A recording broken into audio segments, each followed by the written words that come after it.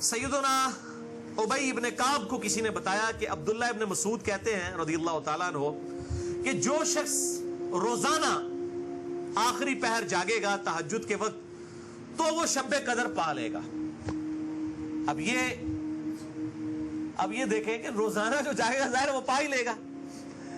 عبداللہ ابن مسعود کی جب یہ بات پہنچی ابی ابن کعب تک تو انہوں نے کہا اللہ تعالیٰ ہمارے بھائی پہ جو ہے وہ رحم فرمائے. انہوں نے شاید یہ بات اس لیے کہی کہ لوگ صرف اکتفا ہی نہ کر لیں رمضان کے قیام پہ ہی, اس لیے انہوں نے یہ بات کی ہوگی, ورنہ ہمارے بھائی عبداللہ ابن مسعود کو یہ بات خوب پتا ہے کہ شب قدر جو ہے یہ رمضان کے آخری عشرے میں آتی ہے. اور پھر انہوں نے کہا کہ میں اللہ کی قسم اٹھاتا ہوں کہ شب قدر جو ہے وہ 27ویں رات ہے. اور تابعی کہتے ہیں کہ انشاءاللہ کے بغیر قسم کھائی, کیونکہ اگر آپ انشاءاللہ کے ساتھ قسم کھائیں نا تو وہ قسم ڈاؤٹ فل ہوتی ہے کہ اگر اللہ نے چاہا تو. انشاءاللہ کے بغیر قسم کھائی جاتی ہے تو کنفرم ہوتا ہے کہ وہ بات ڈیفینیٹ کر رہا ہے, کرنے والا واقعی قسم کھا رہا ہے. تو پھر پوچھا گیا آپ کو کیسے پتا ہے کہ 27ویں ہے؟ انہوں نے کہا اس لیے کہ آپ صلی اللہ علیہ وآلہ وسلم نے ہمیں نشانی بتائی ہے کہ اس رات جب سورج صبح کے وقت طلوع ہوتا ہے تو بغیر شعاؤں کے ہوتا ہے, یعنی بالکل ٹکیاں نکلتی ہے. اور ویسے تو عموماً ویسے بھی ٹکیاں نکلتی ہے لیکن وہ شاید زیادہ دیر تک کے لیے ٹکیاں رہتی ہے. اب حالانکہ باقی روایتوں کے اندر 21ویں 23ویں بھی آیا ہے اور یہ قسم اٹھا کے 27ویں, تو اس سے مراد پھر تطبیق یہ ہوگی کہ جو انہوں نے پائی ہے وہ اس سال 27ویں کو آئی ہوگی, ورنہ تو یہ بدلتی رہتی ہے. چھٹی حدیث صحیح بخاری سے مشکات میں 2095 کہ آپ صلی اللہ علیہ وآلہ وسلم شب قدر کا دن بتانے کے لیے کہ آپ کون سی رات کو یہ آئے گی بار تشریف لائے تو دو مسلمان آپس میں جھگڑ رہے تھے. یہ جھگڑنے کی نحوست دیکھیں. آپ صلی اللہ علیہ وسلم بھول گئے اور آپ نے فرمایا کہ مجھے اللہ نے بتائی تھی وہ رات لیکن پھر مجھے بھلا دی گئی, سنقرئک فلا تنسى الا ما شاء اللہ. اور پھر آپ نے فرمایا کہ اس وجہ سے بھلائی گئی کہ دو مسلمان آپس میں جھگڑ رہے تھے, اور پھر کہا ہو سکتا ہے کہ اللہ کی اسی میں بہتری ہو, یہ بھی ساتھ کہہ دیا, ورنہ انہوں دو مسلمانوں نے لوگ قیامت تک کوستے رہتے. کوئی اللہ نے بتانا ہوتا تو بعد میں بتا سکتا, اللہ کے لیے تو کوئی مسئلہ نہیں تھا, اسی میں بہتری ہو, اور یہ واقعی بہتری ہے. اور پھر فرمایا اب تم اسے 21ویں 23ویں اور 25ویں میں تلاش کرو. اب یہاں 27ویں 29ویں کا ذکر کوئی نہیں ہے, وہ الگ سے حدیث میں. تو حکمت یہ ہے بیسیکلی اس کو ڈیفرنٹ کرنے میں تاکہ لوگ یہ پورا عشرہ جو ہے وہ اہتمام کریں. دوسرا لوگ کہتے ہیں جی جس رات میں قرآن نازل ہوا تھا وہ ہوگی تو کوئی ایک ہی رات نا, یا 21ویں ہوگی, یہ تو نہیں ہے کہ 14 اگست اس دفعہ جو ہے 14 اگست کو آئے تو اگلی دفعہ 14 اگست جو ہے وہ 21 اگست کو آ جائے, اس طرح تو نہیں ہوگا. 14 اگست تو 14 اگست کو ہی آئے گا. تو یہ کیا وجہ ہے کہ قرآن جس رات میں نازل ہونا شروع ہوا وہ تو یا 21ویں تھی یا 23ویں تھی یا 25ویں یا 27ویں یا 29ویں, تو اگلے سال بھی وہی ہونی چاہیے. تو یہ دنیاوی اعتبار سے تو یہ بات بالکل ٹھیک ہے, لیکن جب اللہ تعالیٰ نے اس کی سیلیبریشن اس طرح کر دی ہے کہ اس سال میں اس کی سیلیبریشن کروں گا 21ویں کو, اگلے سال 23ویں کو, اس سے اگلے سال 27ویں کو, اس سے اگلے سال پھر شاید 21ویں کو ہو جائے, پھر کبھی 29ویں کو, تاکہ یہ روٹیٹ کرتی رہے, مسلمانوں کا شوق برقرار رہے. اس میں نظر کچھ نہیں آنا ہوتا, بس قیام کرنا ہوتا ہے. اللہ تعالیٰ 82 سال کی عبادت کا ثواب لکھ دے گا. اور اس کا آسان طریقہ میں آپ کو اینڈ پہ 2 حدیثیں بتا دوں گا سست الوجود لوگوں کے لیے انشاءاللہ میرے جیسے. 7ویں حدیث بھی بخاری اور مسلم دونوں میں ہے, مشکات میں 2090. اما عائشہ کہتی ہیں کہ جب رمضان کا آخری عشرہ ہوتا تو آپ صلی اللہ علیہ وسلم عبادت کے لیے کمر بستہ ہو جاتے, خود بھی راتوں کو جاگتے اور اپنے گھر والوں کو بھی جگایا کرتے. اللہ تعالی ہمیں بھی اس سنت پر عمل کرنے کی توفیق عطا فرمائے, آمین. 8ویں حدیث صحیح مسلم سے ہے, مشکات میں 2089.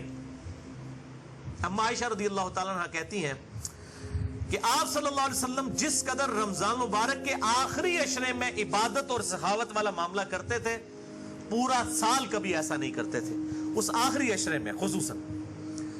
9ویں حدیث تو ہے ہی بالخصوص پرٹیکولرلی اعتکاف کے حوالے سے, اور اعتکاف بھی بیسیکلی شب قدر کی تلاش کے لیے ہوتا ہے. کم از کم 10 دن مسجد میں ٹکا تو رہے گا نا, چلو ستے ہی لب گئی مسجد ہی تے مل جائے گی نا انہوں شب قدر, اور کوئی نہیں تو لوگ فجر اور عشاء کی نماز ہی جماعت سے پڑھا دیں گے.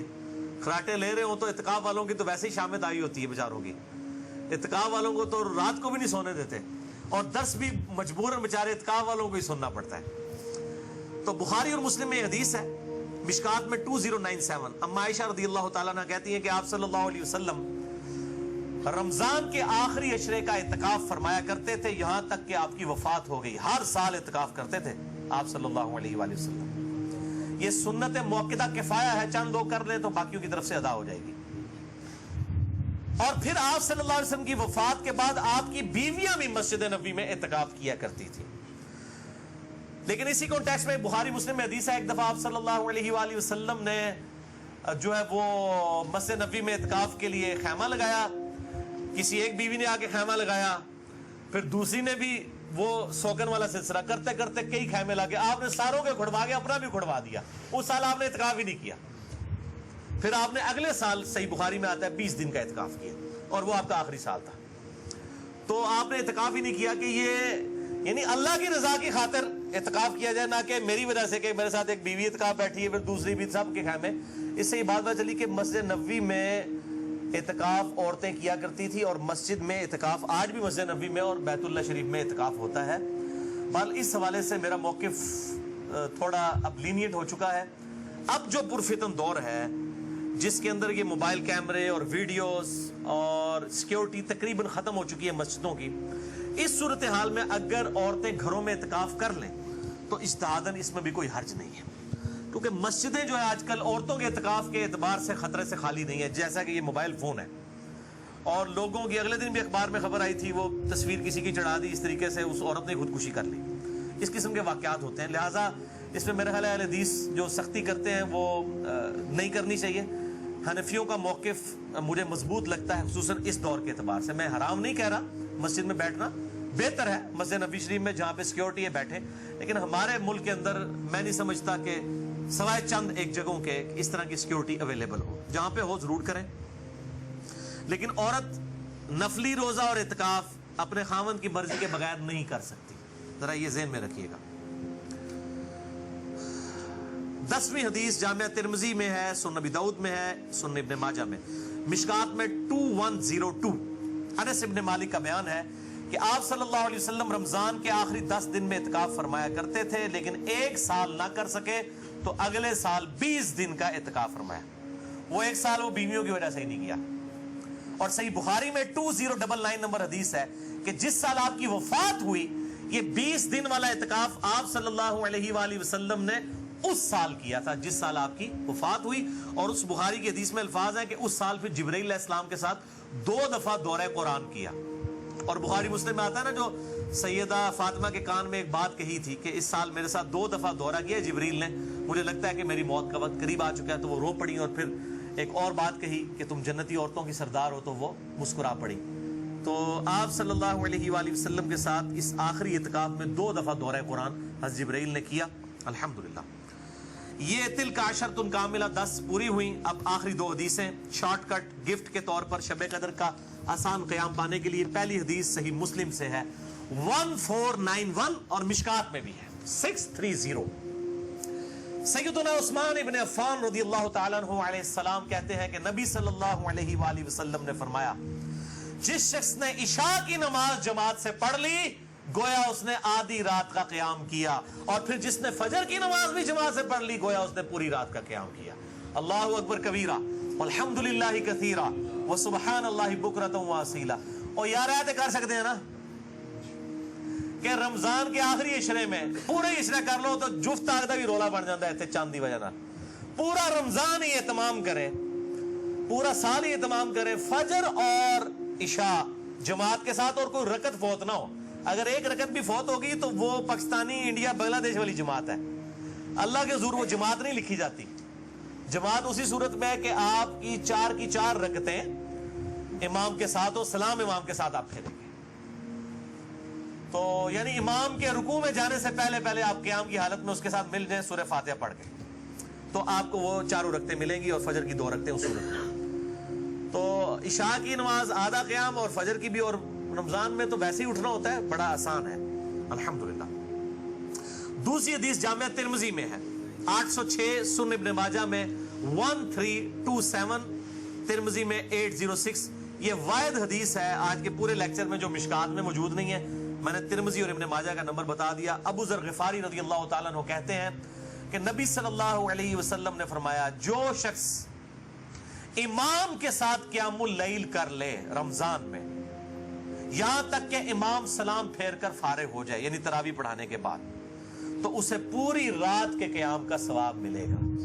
اگر کوئی اکیلا تراویح پڑھتا ہے اس کے لیے فضیلت نہیں ہے یہ. جو امام کے ساتھ تراویح پڑھ لینا عشاء کے ساتھ ہی اس کو پوری رات کے قیام کا ثواب ملے گا. اچھا یہ جماعت کی جہاں پہ باتیں ہو رہی ہیں یہاں پہ عورتوں کو استثناء حاصل ہے. عورتوں کے لیے واجب نہیں ہے کہ مسجد میں جائیں, چلی جائیں, اگر کر سکتی ہیں تمام ضرور کریں. ان کو گھر میں بھی اللہ تعالیٰ انشاءاللہ تعالیٰ اس حوالے سے ثواب عطا فرما دے گا. خصوصاً عورتیں پوچھ رہتی ہیں جی ہم کہاں سے یہ جماعت, ہم یہ آسان طریقہ, تو عورتوں کے لیے پھر اس حوالے سے آسانی ہوگی انشاءاللہ تعالیٰ. تو قیام اللیل اور تراویح کے حوالے سے مسئلہ نمبر میرا 20 ہے, وطر کے حوالے سے مسئلہ نمبر 130 ہے, اور آج انشاءاللہ یہ نیو 44 شب قدر شب برات کے حوالے سے ریکارڈڈ ہو گیا اللہ کے فضل سے. رمضان کا آلریڈی 53 ہے لیکن میں انشاءاللہ اگلے 2 ہفتوں میں اسے 2 نشستوں میں ریوائز کر کے ریکارڈ کروا رہا ہوں انشاءاللہ ڈیٹیل کے ساتھ 53A اور 53B مسئلہ کے عنوان سے انشاءاللہ تعالی. اور ان طاق راتوں میں صلاۃ التسبیح کا بھی اہتمام کریں. ڈیٹیل کے لیے مسئلہ نمبر ہے 91 میرا صلاۃ التسبیح کے اوپر, اب وہ آپ ضرور دیکھیں کیونکہ صلاۃ التسبیح بہت بڑی عبادت ہے, تو قیام کرنا ہی ہے. اعتکاف والے لوگ ویسے ہی گپے مارتے رہیں اور جناب وہ فیس بک پہ بیٹھے رہیں, اس سے بہتر ہے کہ کم از کم ہر طاق رات میں صلاۃ التسبیح کا اہتمام کریں. جماعت کے ساتھ نہیں, انڈیویجول لیول کے اوپر. نفلی نماز جو ہے وہ جماعت کے ساتھ, اگر بغیر دعوت کے کبھی کبھار ہو جائے وہ الگ بات ہے, وہ ثابت ہے, بخاری مسلم سے ثابت ہے. لیکن یہ جس طریقے سے اشتہار بازی کی ہوتی ہے کہ فلاں مسجد میں صلاۃ التسبیح کی جماعت اتنے بجے ادا کی جائے گی, یہ چیز ٹھیک نہیں ہے. اگر بغیر اعلانیہ ہو, اعتکاف والے بیٹھے ہیں, اچانک ایک بندہ آگے ہوتا ہے, پیچھے لوگ نیت کر لیتے ہیں, اس کا جواز بخاری مسلم سے موجود ہے. میں نے اس کے اوپر جو ہے وہ اپنی جو کوسچن آنسر سیشن تھے مسئلہ نمبر 110 ABCDEFGH اس کے اندر میں نے یہ بیان بھی کیا ہے الحمدللہ. اللہ تعالیٰ سے دعا ہے جو حق بات میں نے کہی اللہ تعالیٰ ہمارے دلوں میں راسخ فرمائے. اگر جس بات میں میرے منہ سے کوئی غلط بات نکل گئی تو اللہ تعالیٰ ہمارے دلوں سے معاف کر دے. ہمیں کتاب و سنت کی تعلیمات پر عمل کر کے دوسرے بھائیوں تک پہنچانے کی توفیق عطا فرمائے. سبحانک اللہم و بحمدک اشہد ان لا الہ الا انت استغفرک و اتوب الیک وما علینا الا البلاغ المبین. جزاکم اللہ خیرا.